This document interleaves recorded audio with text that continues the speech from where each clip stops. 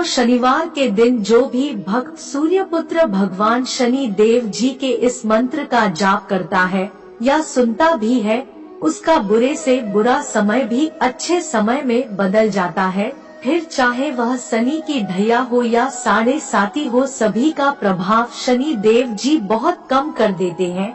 क्योंकि जिस व्यक्ति की कुंडली में शनि की ढैया यह 7.5 का प्रभाव चल रहा होता है, वह व्यक्ति चारों तरफ से समस्याओं से घिर जाता है और धन की कमी हो जाती है, अनावश्यक भाग दौड़ बनी रहती है, कर्ज का बोझ बढ़ने लगता है, घर में कलह होने लगती है, धंधा व्यवसाय चौपट होने लगता है, कोर्ट कचहरी के मामले प्रारंभ हो जाते हैं, प्रतिदिन नई नई बीमारियां उत्पन्न होने लगती है।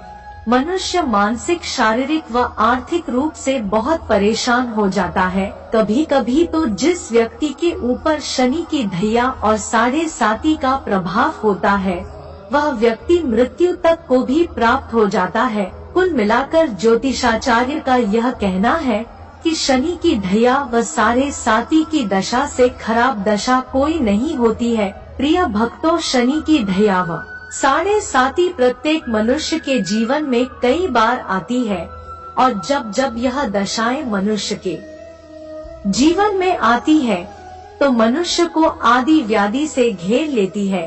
प्रिय भक्तों, ज्योतिष आचार्य का तो यहाँ तक कहना है कि जिस व्यक्ति के ऊपर शनि की ढैया या 7.5 का प्रभाव चल रहा होता है, वह व्यक्ति अगर अपने हाथ से कोई पशु जैसे गाय, भैंस, बकरी, बैल आदि खरीद कर घर लाए तो वह पशु भी मृत्यु को प्राप्त हो जाता है। प्रिय भक्तों, शनिवार के दिन शनि देव जी के इस मंत्र का जाप करना या सुनना बहुत ही फलदायी होता है। अगर आप उपरोक्त सभी समस्याओं से पीड़ित हैं, भविष्य में इन समस्याओं से बचना चाहते हैं, तो प्रत्येक शनिवार को शनि देव जी के इस मंत्र का जाप अवश्य करना चाहिए। प्रिय भक्तों, शनि देव का यह मंत्र बहुत ही सरल है, उसे कोई भी व्यक्ति जाप कर सकता है। जो भी भक्त शनिदेव का यह मंत्र जाप करता है या सुनता है, वह कभी भी उपरोक्त समस्याओं से पीड़ित नहीं हो सकता है, उसका जीवन सुख में व्यतीत होता है। प्रिय भक्तों, आई सच्चे मन से सूर्यपुत्र शनिदेव जी महाराज का यह दिव्य मंत्र सुनते हैं। लेकिन उससे पहले अगर आप भी चाहते हैं कि शनि देव जी महाराज की कृपा आप पर सदा बनी रहे, तो इस वीडियो को दिल से एक लाइक अवश्य करें और आगे भी ऐसे ही वीडियो देखने के लिए हमारे चैनल आस्था ज्ञान को सब्सक्राइब करके कमेंट में शनि शनिश्चराय नमः लिखना बिल्कुल ना भूले। प्यारे भक्तों, मंत्र यह है। ओम नीलांजनम समाभासम रविपुत्रम यमाग्रजम छायामार्तंड संभुतम तम नमामि शनिश्चरम। ओम नीलांजनम समाभासम रविपुत्रम यमाग्रजम छायामार्तंड संभुतम तम नमामि शनिश्चरम। ओम नीलांजनम समाभासम रविपुत्रम यमाग्रजम छायामार्तंड संभुतम तम नमामि शनिश्चरम। ओम नीलांजनम समाभासम रविपुत्रम यमाग्रजम छायामार्तंड संभुतम तम नमामि शनिश्चरम। ओम नीलांजनम समाभासम रविपुत्रम यमाग्रजम छायामार्तंड संभुतम तम नमामि शनिश्चरम। ओम नीलांजनम समाभासम रविपुत्रम यमाग्रजम छायामार्तंड संभुतम तम नमामि शनिश्चरम। ओम नीलांजनम समाभासम रविपुत्रम यमाग्रजम छायामार्तंड संभुतम तम नमामि शनिश्चरम। ओम नीलांजनम समाभासम रविपुत्रम यमाग्रजम छायामार्तंड संभुतम तं नमामि शनैश्चरम्।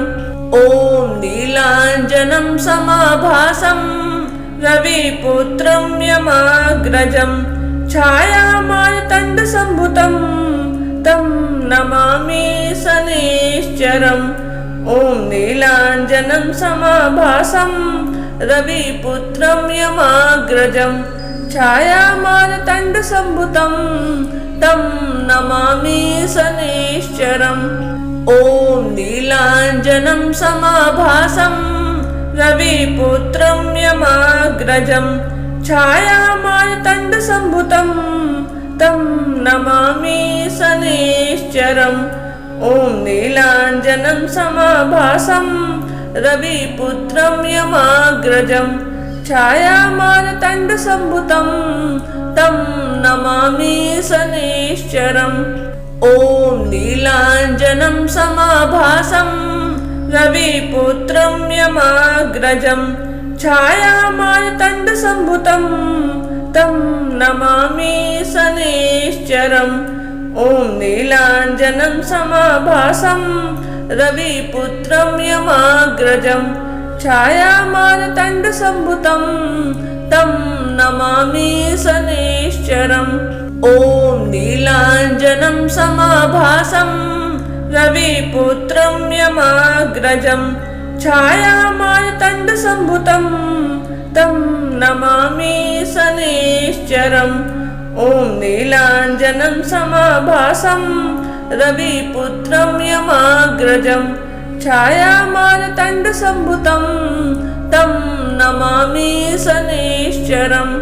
ॐ नीलाञ्जनं समाभासं रविपुत्रं यमाग्रजं छायामार्तण्डसम्भुतं तं नमामि शनैश्चरम्।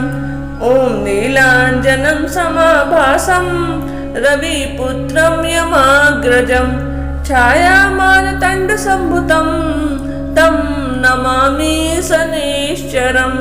ॐ नीलाञ्जनं समाभासं रविपुत्रं यमाग्रजं छायामार्तण्डसम्भुतं तं नमामि शनैश्चरम्।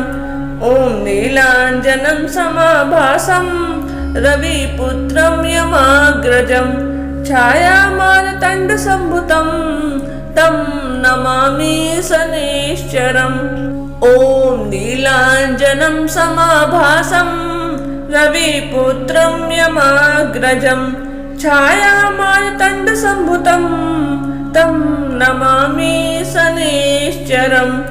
ॐ नीलाञ्जनं समाभासं रविपुत्रं यमाग्रजं छायामार्तण्डसम्भुतं तं नमामि शनैश्चरम्। ॐ नीलाञ्जनं समाभासं रविपुत्रं यमाग्रजं छायामार्तण्डसम्भुतं तं नमामि शनैश्चरम्।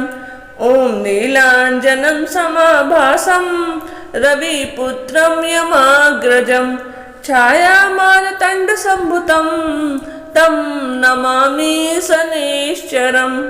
ॐ नीलाञ्जनं समाभासं रविपुत्रं यमाग्रजं छायामार्तण्डसम्भुतं तं नमामि शनैश्चरम्। ॐ नीलाञ्जनं समाभासं रविपुत्रं यमाग्रजं छायामार्तण्डसम्भुतं तं नमामि शनैश्चरम्।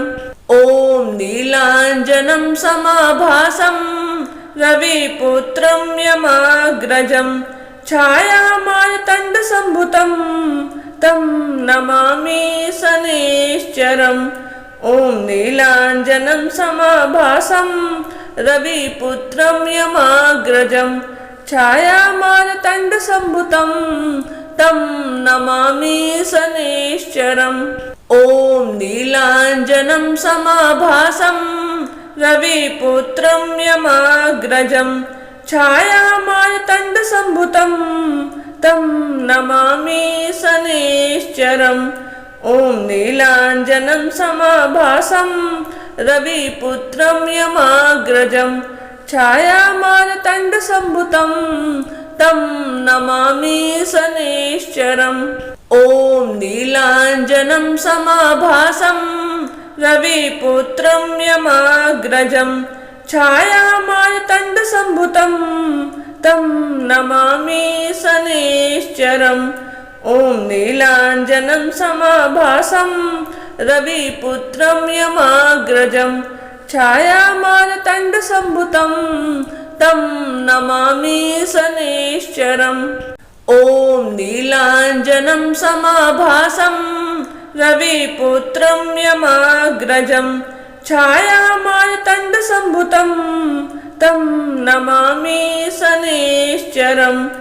ॐ नीलाञ्जनं समाभासं रविपुत्रं यमाग्रजं छायामारतण्डसम्भुतं तं नमामि शनैश्चरम्।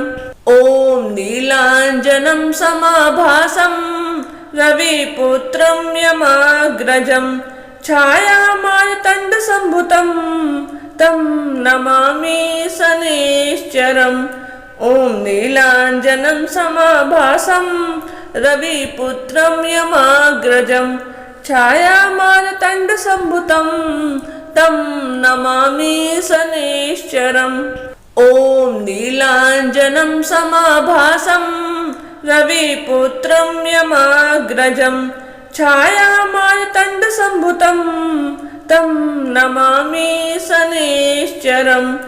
ॐ नीलाञ्जनं समाभासं रविपुत्रं यमाग्रजं छायामारतण्डसम्भुतं तं नमामि शनैश्चरम्। ॐ नीलाञ्जनं समाभासं रविपुत्रं यमाग्रजं छायामारतण्डसम्भुतं तं नमामि शनैश्चरम्। ॐ नीलाञ्जनं समाभासं रविपुत्रं यमाग्रजं छायामारतण्डसम्भुतं तं नमामि शनैश्चरम्। ॐ नीलाञ्जनं समाभासं रविपुत्रं यमाग्रजं छायामारतण्डसम्भुतं तं नमामि शनैश्चरम्। ॐ नीलाञ्जनं समाभासं रविपुत्रं यमाग्रजं छायामारतण्डसम्भुतं तं नमामि शनैश्चरम्। ॐ नीलाञ्जनं समाभासं रविपुत्रं यमाग्रजं छायामारतण्डसम्भुतं तं नमामि शनैश्चरम्। ॐ नीलाञ्जनं समाभासं रविपुत्रं यमाग्रजं छायामारतण्डसम्भुतं तं नमामि शनैश्चरम्। ॐ नीलाञ्जनं समाभासं रविपुत्रं यमाग्रजं छायामारतण्डसम्भुतं तं नमामि शनैश्चरम्। ॐ नीलाञ्जनं समाभासं रविपुत्रं यमाग्रजं छायामारतण्डसम्भुतं तं नमामि शनैश्चरम्। ॐ नीलाञ्जनं समाभासं रविपुत्रं यमाग्रजं छायामारतण्डसम्भुतं तं नमामि शनैश्चरम्। ॐ नीलाञ्जनं समाभासं रविपुत्रं यमाग्रजं छायामारतण्डसम्भुतं तं नमामि शनैश्चरम्। ॐ नीलाञ्जनं समाभासं रविपुत्रं यमाग्रजं छायामारतण्डसम्भुतं तं नमामि शनैश्चरम्। ॐ नीलाञ्जनं समाभासं रविपुत्रं यमाग्रजं छायामारतण्डसम्भुतं तं नमामि शनैश्चरम्। ॐ नीलाञ्जनं समाभासं रविपुत्रं यमाग्रजं छायामारतण्डसम्भुतं तं नमामि शनैश्चरम्। ॐ नीलाञ्जनं समाभासं रविपुत्रं यमाग्रजं छायामारतण्डसम्भुतं तं नमामि शनैश्चरम्। ॐ नीलाञ्जनं समाभासं रविपुत्रं यमाग्रजं छायामारतण्डसम्भुतं तं नमामि शनैश्चरम्। ॐ नीलाञ्जनं समाभासं रविपुत्रं यमाग्रजं छायामारतण्डसम्भुतं तं नमामि शनैश्चरम्। ॐ नीलाञ्जनं समाभासं रविपुत्रं यमाग्रजं छायामारतण्डसम्भुतं तं नमामि शनैश्चरम्। ॐ नीलाञ्जनं समाभासं रविपुत्रं यमाग्रजं छायामारतण्डसम्भुतं तं नमामि शनैश्चरम्। ॐ नीलाञ्जनं समाभासं रविपुत्रं यमाग्रजं छायामारतण्डसम्भुतं तं नमामि शनैश्चरम्। ॐ नीलाञ्जनं समाभासं रविपुत्रं यमाग्रजं छायामारतण्डसम्भुतं तं नमामि शनैश्चरम्। ॐ नीलाञ्जनं समाभासं रविपुत्रं यमाग्रजं छायामारतण्डसम्भुतं तं नमामि शनैश्चरम्। ॐ नीलाञ्जनं समाभासं रविपुत्रं यमाग्रजं छायामारतण्डसम्भुतं तं नमामि शनैश्चरम्। ॐ नीलाञ्जनं समाभासं रविपुत्रं यमाग्रजं छायामारतण्डसम्भुतं तं नमामि शनैश्चरम्। ॐ नीलाञ्जनं समाभासं रविपुत्रं यमाग्रजं छायामारतण्डसम्भुतं तं नमामि शनैश्चरम्। ॐ नीलाञ्जनं समाभासं रविपुत्रं यमाग्रजं छायामारतण्डसम्भुतं तं नमामि शनैश्चरम्। ॐ नीलाञ्जनं समाभासं रविपुत्रं यमाग्रजं छायामारतण्डसम्भुतं तं नमामि शनैश्चरम्। ॐ नीलाञ्जनं समाभासं रविपुत्रं यमाग्रजं छायामारतण्डसम्भुतं तं नमामि शनैश्चरम्। ॐ नीलाञ्जनं समाभासं रविपुत्रं यमाग्रजं छायामारतण्डसम्भुतं तं नमामि शनैश्चरम्। ॐ नीलाञ्जनं समाभासं रविपुत्रं यमाग्रजं छायामारतण्डसम्भुतं तं नमामि शनैश्चरम्। ॐ नीलाञ्जनं समाभासं रविपुत्रं यमाग्रजं छायामारतण्डसम्भुतं तं नमामि शनैश्चरम्। ॐ नीलाञ्जनं समाभासं रविपुत्रं यमाग्रजं छायामारतण्डसम्भुतं तं नमामि शनैश्चरम्। ॐ नीलाञ्जनं समाभासं रविपुत्रं यमाग्रजं छायामारतण्डसम्भुतं तं नमामि शनैश्चरम्। ॐ नीलाञ्जनं समाभासं रविपुत्रं यमाग्रजं छायामारतण्डसम्भुतं तं नमामि शनैश्चरम्। ॐ नीलाञ्जनं समाभासं रविपुत्रं यमाग्रजं छायामारतण्डसम्भुतं तं नमामि शनैश्चरम्। ॐ नीलाञ्जनं समाभासं रविपुत्रं यमाग्रजं छायामार्तण्डसम्भुतं तं नमामि शनैश्चरम्। ॐ नीलाञ्जनं समाभासं रविपुत्रं यमाग्रजं छायामार्तण्डसम्भुतं तं नमामि शनैश्चरम्। ॐ नीलाञ्जनं समाभासं रविपुत्रं यमाग्रजं छायामार्तण्डसम्भुतं तं नमामि शनैश्चरम्। ॐ नीलाञ्जनं समाभासं रविपुत्रं यमाग्रजं छायामार्तण्डसम्भुतं तं नमामि शनैश्चरम्। ॐ नीलाञ्जनं समाभासं रविपुत्रं यमाग्रजं छायामार्तण्डसम्भुतं तं नमामि शनैश्चरम्। ॐ नीलाञ्जनं समाभासं रविपुत्रं यमाग्रजं छायामार्तण्डसम्भुतं तं नमामि शनैश्चरम्। ॐ नीलाञ्जनं समाभासं रविपुत्रं यमाग्रजं छायामार्तण्डसम्भुतं तं नमामि शनैश्चरम्। ॐ नीलाञ्जनं समाभासं रविपुत्रं यमाग्रजं छायामार्तण्डसम्भुतं तं नमामि शनैश्चरम्।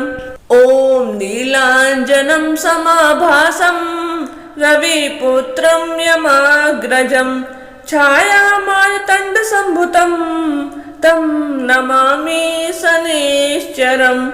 ॐ नीलाञ्जनं समाभासं रविपुत्रं यमाग्रजं छायामार्तण्डसम्भुतं तं नमामि शनैश्चरम्।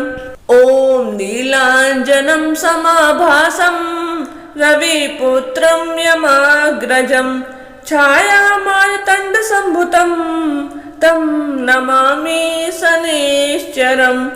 ॐ नीलाञ्जनं समाभासं रविपुत्रं यमाग्रजं छायामार्तण्डसम्भुतं तं नमामि शनैश्चरम्। ॐ नीलाञ्जनं समाभासं रविपुत्रं यमाग्रजं छायामार्तण्डसम्भुतं तं नमामि शनैश्चरम्। ॐ नीलाञ्जनं समाभासं रविपुत्रं यमाग्रजं छायामार्तण्डसम्भुतं तं नमामि शनैश्चरम्। ॐ नीलाञ्जनं समाभासं रविपुत्रं यमाग्रजं छायामार्तण्डसम्भुतं तं नमामि शनैश्चरम्। ॐ नीलाञ्जनं समाभासं रविपुत्रं यमाग्रजं छायामार्तण्डसम्भुतं तं नमामि शनैश्चरम्। ॐ नीलाञ्जनं समाभासं रविपुत्रं यमाग्रजं छायामार्तण्डसम्भुतं तं नमामि शनैश्चरम्।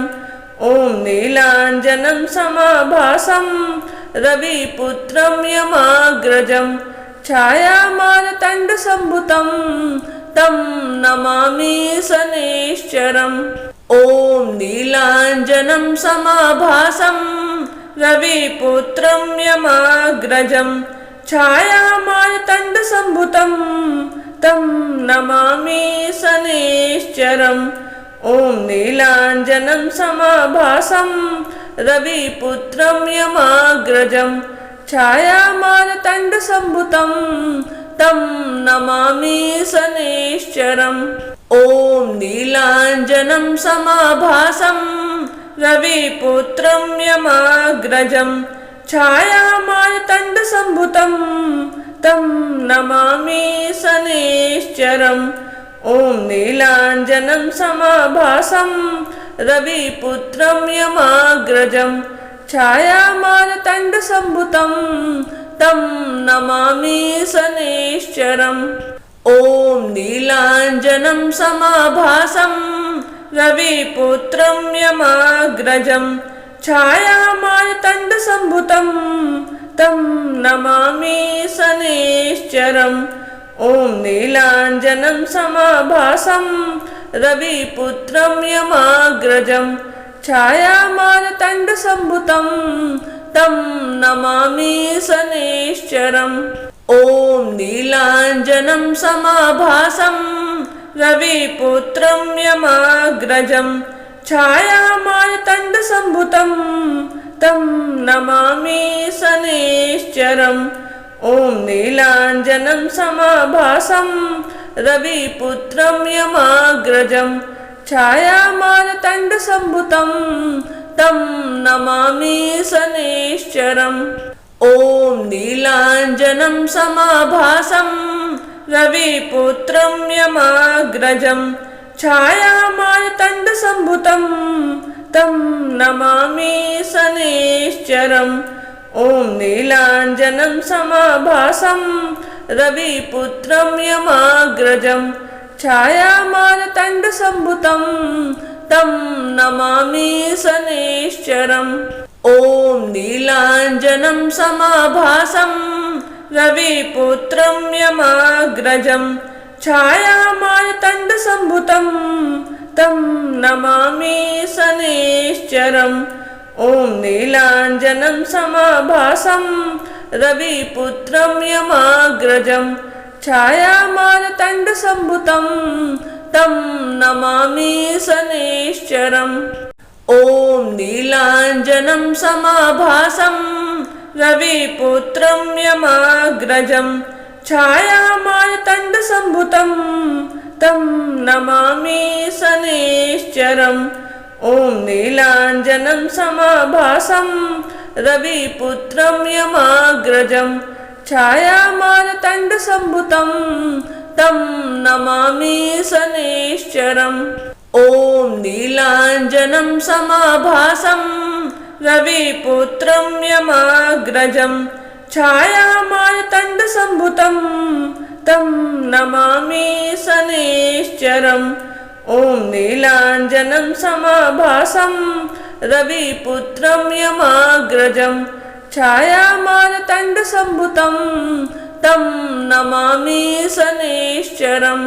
ॐ नीलाञ्जनं समाभासं रविपुत्रं यमाग्रजं छायामार्तण्डसम्भुतं तं नमामि शनैश्चरम्।